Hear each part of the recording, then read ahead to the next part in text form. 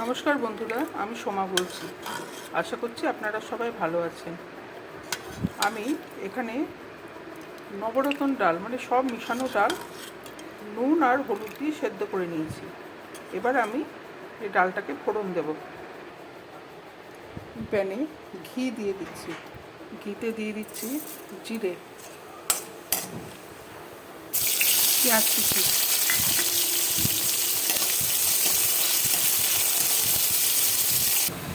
Tomato কুচি,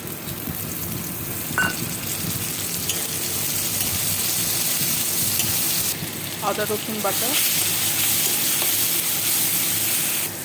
লঙ্কার গুঁড়ো, ধনে গুঁড়ো, একটু জল দিচ্ছি।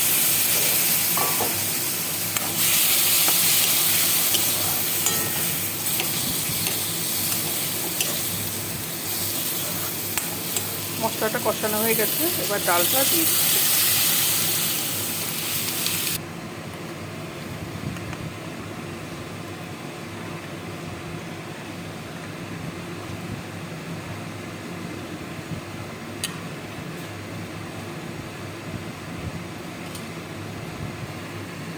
ধনে পাতা কুচি দিচ্ছি,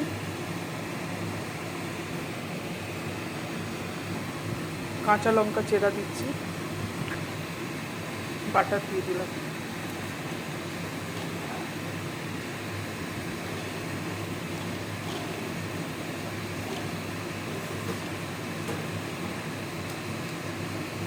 আমার তৈরি হয়ে গেল নবরত্ন ডাল। রেসিপিটা কেমন লাগলো আমাকে জানাবেন। ভালো লাগলে আমার সঙ্গে থাকার জন্য আমি আপনাদেরকে অনুরোধ জানাচ্ছি। নমস্কার।